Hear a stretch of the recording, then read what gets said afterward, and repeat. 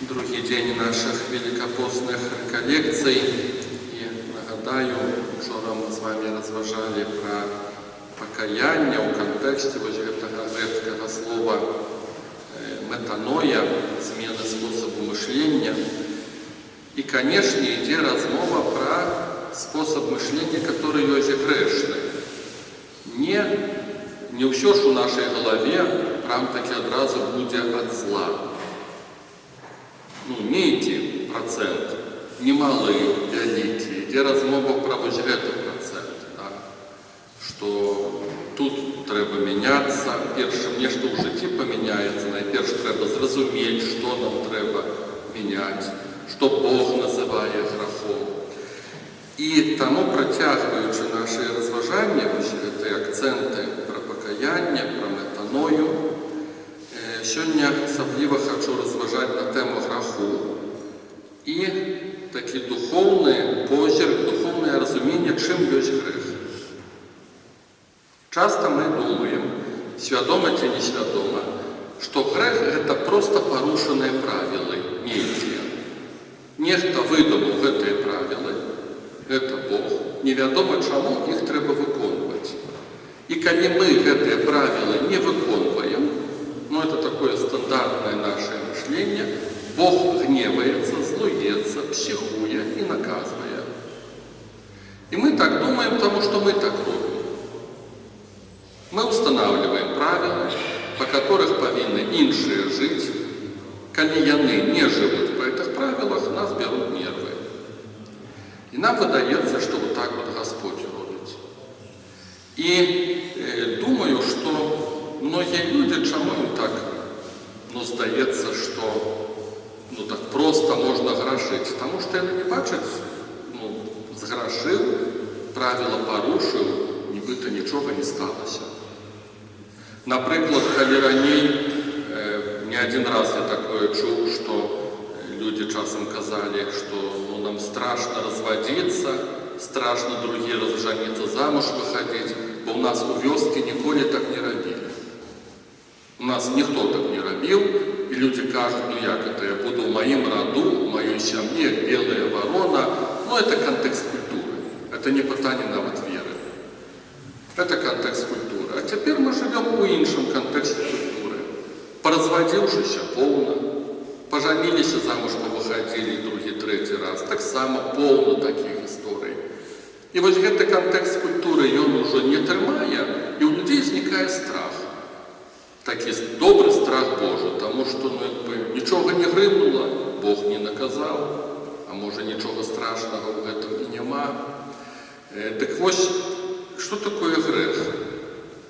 Не завжди грех, це прям-таки ми повинні відгребсти в этом житті за наш грех.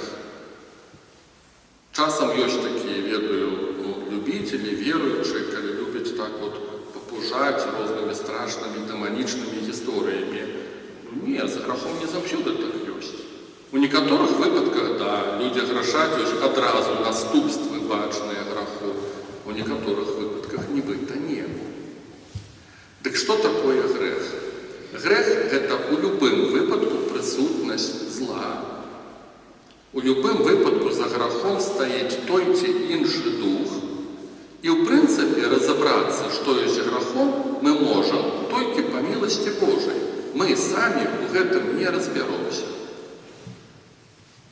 Мы не маем такой интуиции духовной, как вот зрозуметь, чему вот это грех, а это не грех. Чему вот так вот можно, а так нельзя. Мы не маем такой интуиции.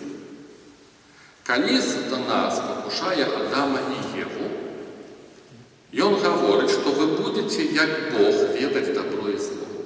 Вы разберетесь, что добро, а что не добро. И в этом как раз таки вся и проблема. Потому что мы в этом, напевно, не розберемося. Ми не маємо такого позірку, чому у таких діяннях, у таких учинках присутнічає злий дух. Ми не маємо такого позірку. Ми цю інформацію приймаємо від Бога і віримо йому, що Бог називає це грехом, це йому не подобається, і ми просто віримо. І так ми познаємо, що є грехом. І тому, в принципі, учора вже гучав у нас мотив, контекст Святого Писання. Не познаючи Святого Писання, не познаючи Євангелія, ми не познаємо грехи.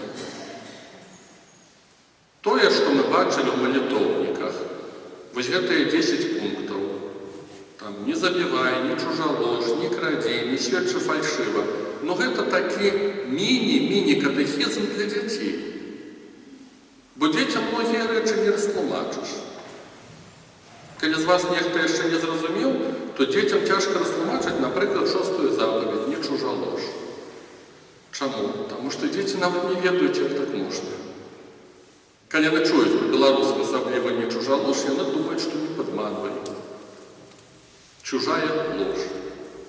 Я памятаю, калі я на споведзі пачуў, як дзяўчынка, можа, 5 клас, кажа, я чужаложила. Я там, бедна, аж ледь не перавярнуўся в канфесіянале. Ужо столькі падумаў благога. А яна проста обманывала. Яна нават не разумее, пра што ідзе размова. По-руску не прелюбодействие, это тема сексуальности. И вот гэтыя пункты 10 заповедей, это для дзяцей. А ўвогуле, каб пазнаць, што ёсць грахом, трэба ўсур'ёз успрымаць Святое Пісанне. І тады нам зусім іншая карціна адкрыецца. Што Богу падабаецца, што не. І я ў жыцці маю такія гісторыі розныя. Я это называю лекции Божии, уроки Божии в моем житті. И одна из таких лекций, это была наука про грех. И она здарилась на початку моего святарства, коли я захворел, будучи в Польше на реколлекциях, и меня сложило, врачи сказали, что это желудочный грипп. 2 ночи я дословно не спал, 3 дни мучился. И пасля мне стало крыху лягчэй, і я, як такі пабожны, добры католік, многія з нас такія пытанні задаюць Богу. Бог, што я такога зрабіў, што ты мяне пакараў? Вот этот вот наш способ мышления. Ты парушаешь правила нейкае, Бог уславаўся, психануў, пакараў. І я Богу кажу, за што ты мяне пакараў? Калі я заграшыў, пакажы мне, што гэта за грэх, я хачу раскаяцца, вызнаць перад табой гэты грэх. І, канешне, Бог мне не адказаў нічога на гэтае пытанне. Я выйшаў на прагулку после 3 дзён хваробы, памятаю, стаў насупраць фігуры Маці Божай і даслоўна, гледзячы на яе, кажу, Марыя, нешта я з Богом не магу дамовіцца, ты у яго спытайся, за што ён мяне пакараў. Марыя, канешне, нічога не адказала. Мне зноў стала дрэнна, я вярнуўся ў свой пакой і гляжу, ляжыць мой мабільны тэлефон і прыйшла смс-ка. І там даслоўна было напісана, памятаю на памяць, такія рэчы не забываюцца. І там дословно было написано: «Скажи отцу Александру, что я добрый Господь, я никого не караю. Грех в человеке карает его». Человек, который не ведал, что со мной отбывается, я ведал, это человек, это мой знакомый, але ён атрымаў натхнение, будучи у іншай державе, ён атрымаў натхнение от Святого Духа, который яму сказал написать мне вот гэтыя словы. Ён не ведал, что со мной отбывается, тым больше не ведал, якія пытанні я толькі што задал Богу и задал Марыі. Ну, гэта такі дар прарочы, это такое ух и ах. Вось, але гэты эпизод ён мне показал вельмі важную правду. Грех ёсць карай сам у сабе. Каб зразумець эту тему, я ўжываю такое простое нам зразумелае слово «прокляттие». Грех і ёсць прокляттие. Прокляттие — это не только тады, калі ведьмы нешта там шуры-муры нейкія робяць проціў нас. Грех — гэта і ёсць прокляттие, бо гэта ёсць прысутнасць Злога Духа. Калі мы грашым, мы нясём наступствы нашых грахоў. Калі грашаць людзі вакол нас, мы таксама гэта адчуваем. одного боку нам хочется сказать, так я ж не виноваты, но они есть духовные законы. Ты живешь среди людей, которые грешат, праз которых дзейнічае злы дух, ну и тебе это рикошетить. Подобается тебе это ці не? Калі Бог объявляется пророку Исаии, мы читаем в этой книге, пророк у страху Божьем перед Богом, он говорит такие слова: «Несчастный человек с нечистыми устами и живу среди людей с нечистыми устами». Не только я грашу, але я живу среди тех, кто грешит. Это так само на меня уплывает. И вот эта история, разумею, что может быть много питаний, как это разуметь и так далее, але она мне показала правду, которую я от всего сердца поверил и уже 20 годов вызнаю и веру, что Бог не карає нас за грехи, у таким сенсі, яким ми думаємо часто, а грех він сам у собі і є прокляття. И тому, покольки грех есть духовная речаїсність, мы сами, по-перше, в этом не разбираемся, что есть грехом. Мы не бачим, чему вот так вот дейничає злый дух, а вон там он не дейничає. И плюс от греху, вот мы в это верим, просто не задумываемся, треба, как Бог нас очистил от греху. Ну и тому, что как раз таки это вплив злого. Треба необходная для нас кров Христа. Святое Писание нам каже, что Авраам чекал этого дня. Необходная для нас кров Христа, которая обмывает нас от греху. Когда Христос народжается, звучит такой мотив, что Он избавит свой народ.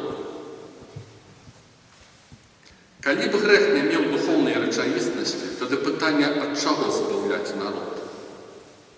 Поглядите, например, калі мы грешим один супротив одного, например, конфликт поміж близкими людьми, посварились, серьезный конфликт, у выніку помирились, у выніку неяк поєдналися. Навошта нам просить у Бога пробачення, калі ён увогуле не при делах? Это был конфликт нас двоих. Навошта? Причем тут Бог? Навошта просить, каб ён очищал, калі я в принципе против его ничего не зрабіў?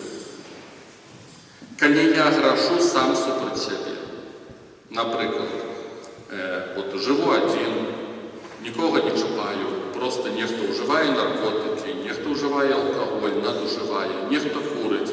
Это грех против меня самого. Никто вокруг не мучается, ну, тому что, например, живу один.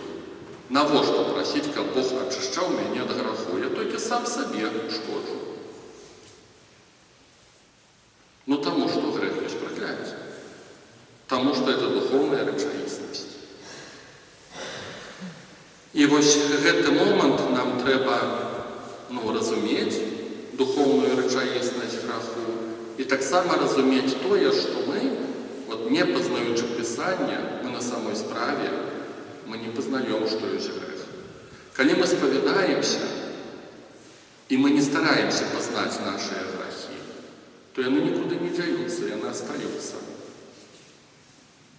Когда человек редко споведается, или просто так машинально, стандартно, как завсюди, называл, что там 23 грехи, не удумываючись особо, чем я мог зграшить, то все остается тогда. Когда гэтыя грехи есть, но они остаются.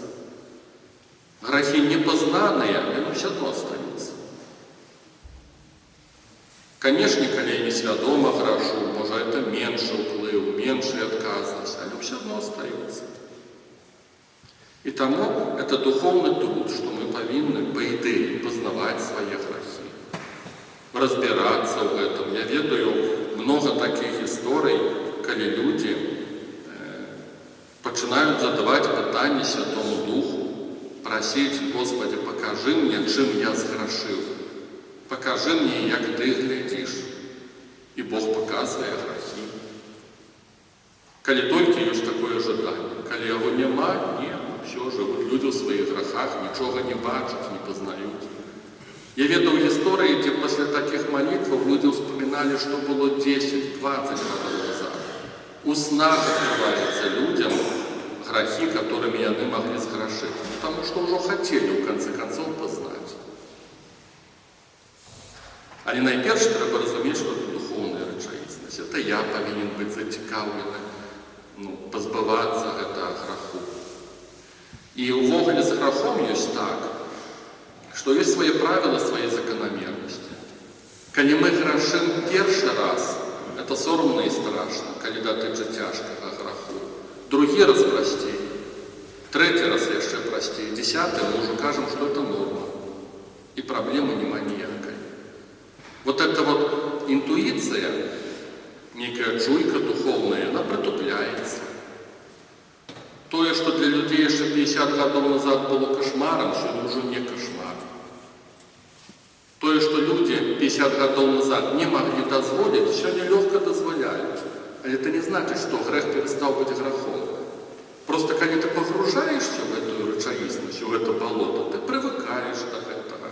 Это все одно, как жить у брудной хате. Я не ведаю из вас, если вы маете такой опыт. Жить в хате, которая не прибирается. После уже и не надо, уже как есть, так есть. И вот так вот есть с грехом, так само. И когда мы думаем, что мы наивно вот так вот резко нечто там исполним, не притупляется эта чуйка такая духовная.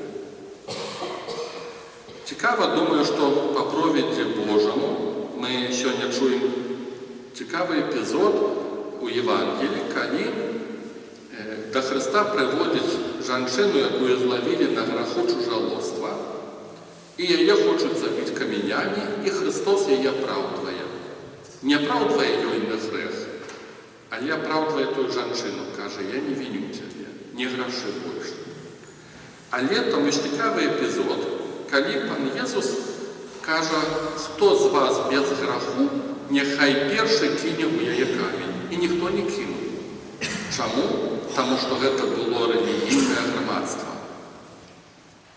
Усі вороги Христові, фарисеї, садукеї, книжники, вони були віруючими. Вони блиталися, гнилое серце було, а це було релігійне громадство. І вони ведали свої грехи, тому камені не кинули. Я, коли этот епизод там розважаю, то часом думаю, що коли б Христос прийшов у наш час, и он бы уже так смело такой фразы не сказал бы, кто без греху киньте камень. Я думаю, камни бы полетели легко. Потому что настолько человек здольный ослепнуть, ему само по себе не приходит познание греха. Наприклад, подумайте, вот я кажу, что без Святого Писания, без Евангелия мы не можем познать грех усерйоз. Подумайте, наприклад, в наших категоріях, що є тяжким грехом. Забойство, конечно. Чужолоство, да. Вот уже с магией мы не такие упевнены. Потому что люди многие кажут, так это же користь приносит.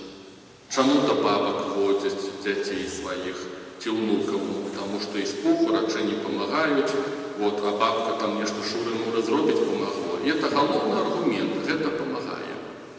А ведаете, что Библия говорит про грех магии? Коли израильский народ увоходит в землю обетованную, это каже книга Другозаконня, Бог говорит, коли войдете в эту землю, выгоните всех, кто займается этими речами. Бо за гэтые грехи они стратили свою землю. За грехи магии, оккультизма, чаров люди стратили свою землю. И Бог каже, коли вы будете робить гэтые же грехи, с вами подобно будет. Вот так вот Бог глядит на эту тему. А у нас другие аргументы. Так это ж помогает. Это ж проблемы наши неяк там решает. То есть мы справді думаем, не так, як Бог. Альбо, наприклад, у молитві «Отче наш» гучать слово «І пробач нам грехи наші, як і ми пробачаємо», і після пан Єсус додає «Бо коли ви не пробачите, то і Отець ваш не пробачить вам». Вот грех непробачення – это страшно чи ні? Як па мне, не так і страшна, як па мне. Забойство страшней. Чаму тады Бог кажа, калі вы не прабачыце, і вам не прабачыць Отец? Наступства-то страшнае, але гэта спосаб мышлення Божия. І калі мы веруючыя, мы тады пачынаем у эту тэму акунацца, і такіх тэм, паверце, іх много на самой справе. Іх вельмі много. Бо справді Бог не думає так, як думаем мы. Адносна граху яшчэ такі важны момант, што мы часта, як веруючыя, нам выдаецца, што гэта наша мэта не грашыць. Некаторыя мараць пра тое, што прыйдзе такі момант, калі ў канцы канцоў я скажу, што я не грашу, я буду недзе там у межах нормы, і ў канцы канцоў сабой буду задаволены. Дык вось, гэта не наша мэта не грашыць. У нас другая мэта павінна быць. Наша задача быць з Господом. Пакарыцца Яму, служыць Яму, любіць Яго, пазнаваць Яго. Вот это наша задача. А грэх – гэта тое, што перашкаджае нам набліжацца да Бога. Вот такое разуменне граху мае святы Ігнацый Лаёва. Грэх – гэта ўсё, што нас аддаляе ад Бога. Габрэі мелі такое разуменне, вот гэтае слово «грэх» на габрэйскай мове азначае прамахнуцца. Выстрел мимо. То есть табе надо вызначыцца, якая моя мэта. Дзеля чаго мы збіраемся ў касцёле, дзеля чаго мы молімся, дзеля чаго вот усё вот это вот. Для того, каб быць з Господом, пазнаваць Яго. І цяпер увага. Калі я просто стараюся не грашыць, але ў выніку я ўсё адно Яго не пазнаю. Пытанне, навошта? Тады я пусты просто. Я не напаўняюся ім. Ёсць адна з такіх важных прыпавесцяў, вельмі кароткіх, але як жа змястоўнай у плане духоўным, калі Христос кажа, што калі гоніш духа, ён блукае па пустынных месцах, па пустыні, бярэ 7 горшых ад сябе духаў, дэманаў, і вяртаецца у дом чалавека, гэта вобраз нашага жыцця, і пан Езус кажа, што стан такога чалавека становіцца яшчэ горшы. Чаму злы дух вяртаецца? Мы гонім гэтага духа, это можа быць момант пакаяння, можа быць момант малітвы, нават экзарцызма, жаданне памяняць нешта ў сваім жыцці. Вот. Але злы дух, кажа Христос, вяртаецца, бярэ горшых духаў, і становіцца стан чалавека яшчэ горшы. Чаму ён вяртаецца? Таму што дом наш пусты. Яго ніхто не заняў. Дом – это вобраз нашага жыцця. Зло не вернецца ў нашае жыццё толькі па адной прычыне. Калі мы напаўняемся Божай прысутнасцю. Праз малітву, праз тое, што пакарыліся Богу, шукаем волі Ягонай, напаўняемся Словам Божым, напаўняемся Эўхарыстыяй. Это розныя элементы напаўнення Божай прысутнасці. Это адзінае, што дазваляе злу не вярнуцца. Я памятаю, як я выразна зразумеў, пра што гэтая прыпавесць, калі адна моя парафіянка, дзяўчына, мела вялікія праблемы з нячыстасцю.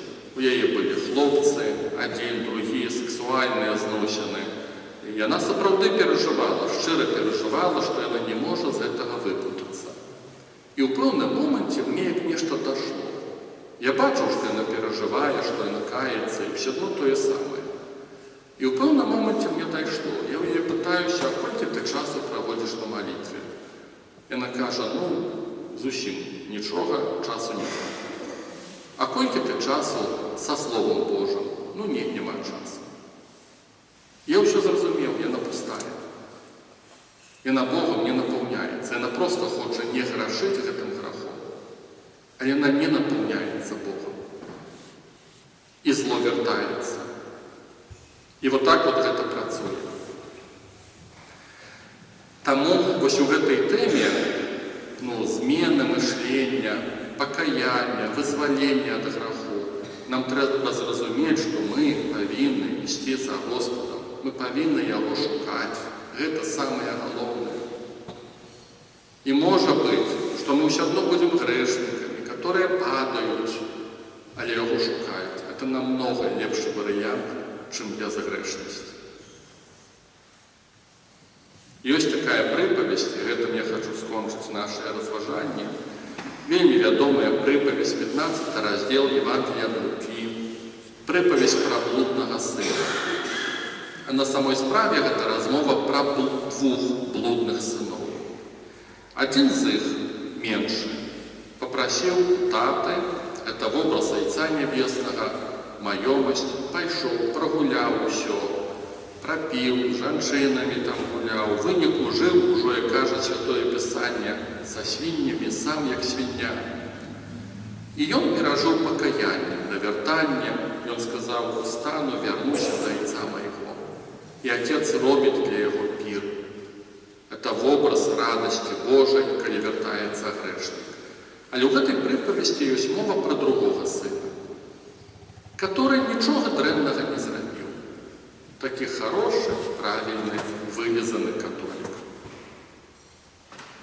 І ён мае прэтэнзіі, што отец прымае вось гэтага блудніка, сына, ягонага брата. Ён не хоча нават увайсці ў дом Айца. Ён все адно як чужы, збоку. Со сваёй правільнасцю, але ён збоку.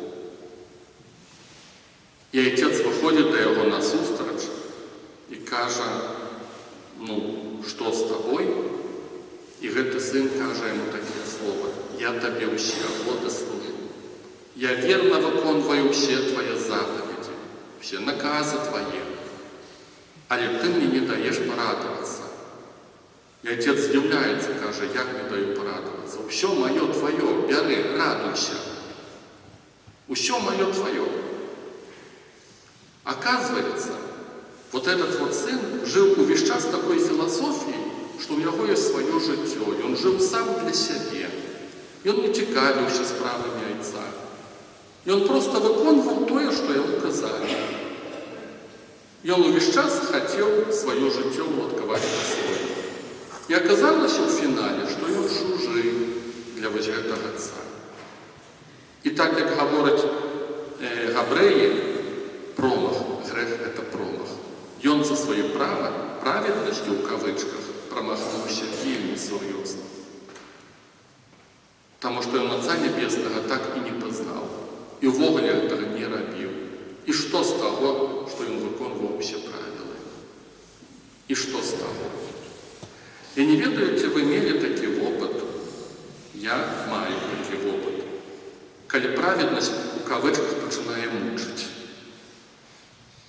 Часам сустракаеш людей таких правильных, что за ими просто невыносна. Нібыта нічога дрэннага не робіць, але там няма ні радасці, ні любві. Вот яны просто верныя, як швейцарскія часікі.